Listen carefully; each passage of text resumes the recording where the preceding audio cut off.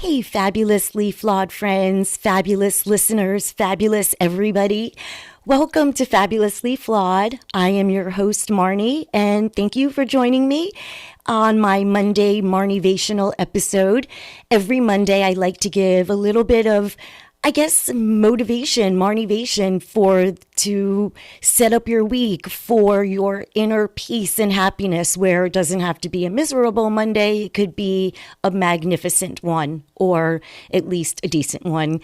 And I can't believe it is the new year. This is the last Monday before New Year's, which is tomorrow. Insane.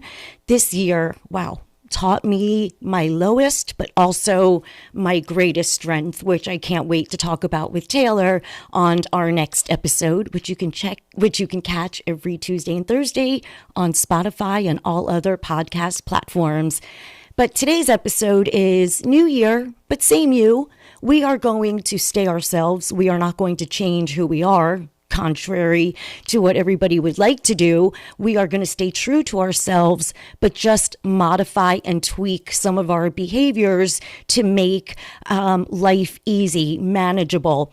And sometimes for New Year's, we give our resolutions, and very common resolutions are losing weight, what I'm going to eat, a new hobby, whether you want to organize. But sometimes we put these expectations on ourselves, like I'm going to lose 30 pounds in a month, and I am going to cut out all fat, sugar, carbs, everything. So we set up these kind of unrealistic expectations. So I thought I would give some tips on how to make the new year and our resolutions manageable, doable, sustainable, all the bowls. Good bowls, not bad bowl.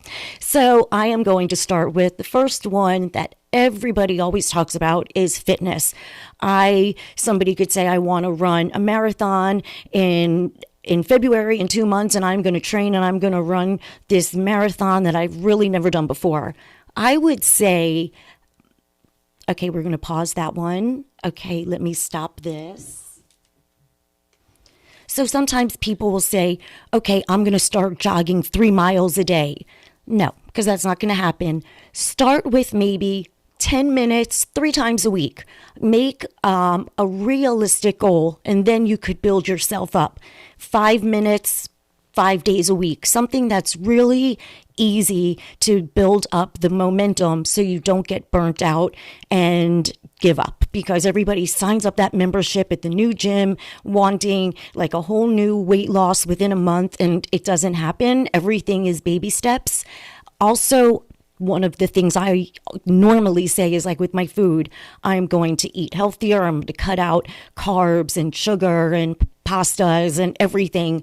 But then I realized, okay, I'm human, so I'm just going to take one thing and cut out. So for me, I'm just going to stop eating cereal, because that's my weakness. It's junk at night, and I should not be eating it because it's just like sugar overload. So instead of cutting out everything, I'm like, okay, I'm going to cut back on my Rice Krispie Fruity Pebbles, their version of Fruity Pebbles. And so if you could say, if you are looking to modify your dietary, just pick one thing, make it really easy, and then you feel proud of yourself when you achieve it. It's really cool, because when you just look at babies, they have to crawl before they can walk, before they can run. We're the same thing, just in an adult version, or however old you are, which would be fabulous if my listeners are really young to really old, but I'm going to stay on track. Money. Oh, that's a whole different episode. ADHD, my money, impulsivity, spending. It is one of the hardest things I have to navigate my entire life.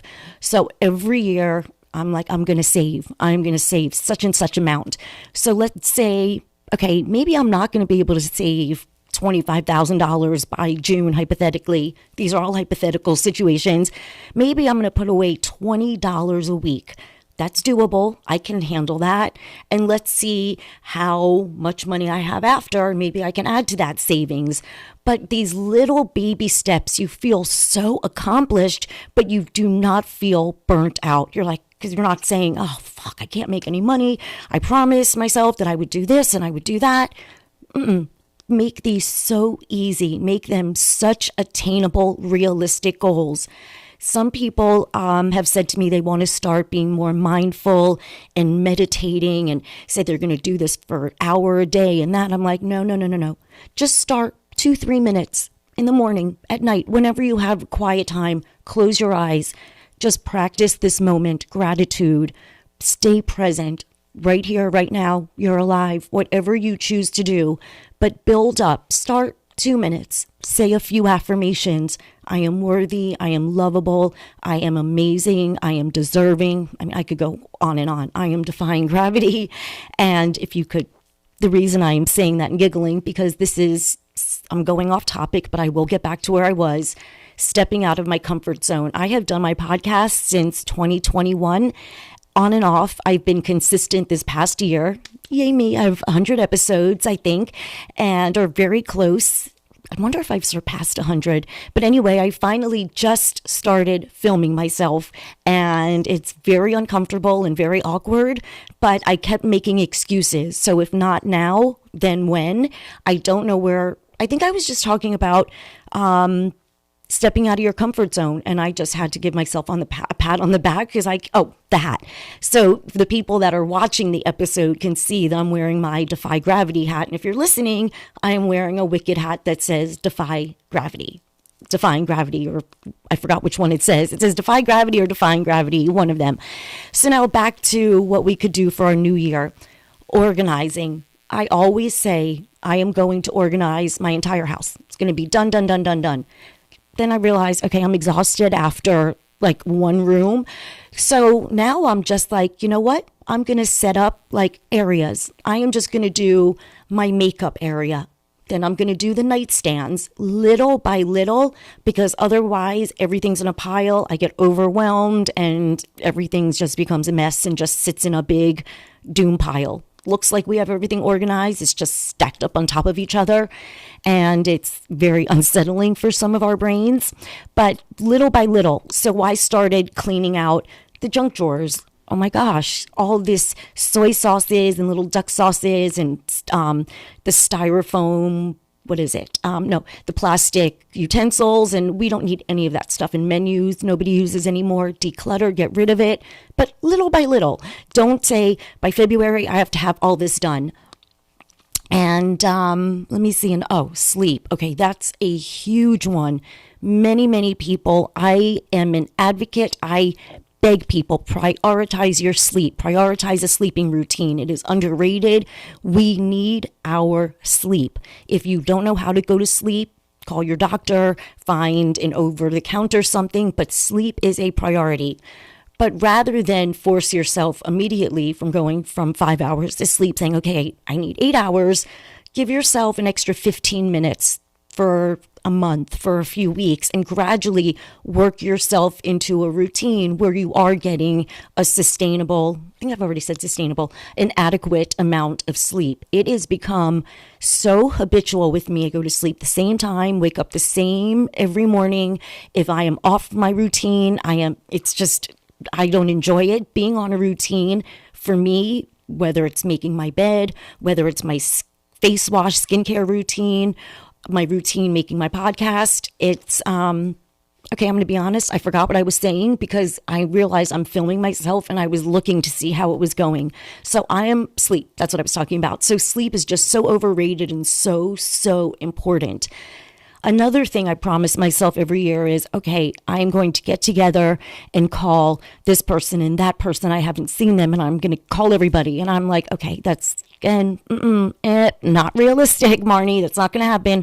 So I'm like, okay, maybe I could say once a month, one Sunday a month, I'm going to reach out to my friend Paul, or reach out. Basically, Paul, I'm just using you as an example because I love you. Side note, if you're in New York and you want an amazing headshot, if you're an actor or you just really need a headshot, Paul Greco, the best headshot photographer ever. In fact, an actress called Megan Fox, I remember she was 16. He was doing her pictures and he looked at me. We worked together in the same office when I was casting.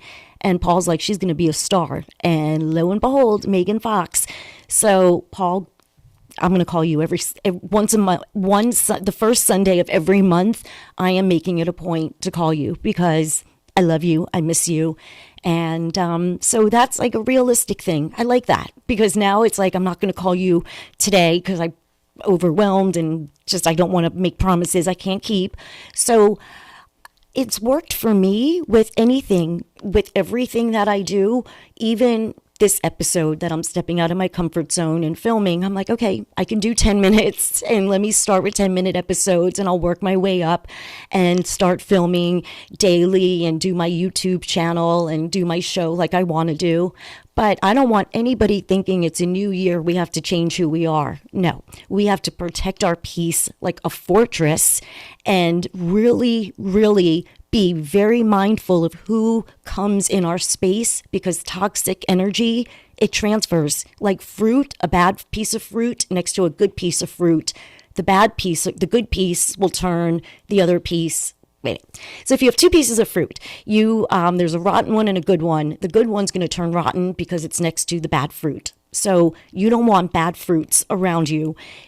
It's not being rude. It's your boundaries. You do not get this time back. You don't have to be with anybody, talk to anybody, do anything for anybody that doesn't help you. If it doesn't pay your bills or it's not your family, who cares? Let it go. Clear your mind. Other people's business, other people's lives have nothing to do with yours. It is not real. You're comparing your beautiful blessings and everything you have, comparing it just to somebody's highlight reel. We all do it. I'm wearing a hat today because I didn't like how my hair looked and I haven't had my hair colored. The grays come in. So it's just, I didn't feel like dealing with it. So I'm wearing a hat.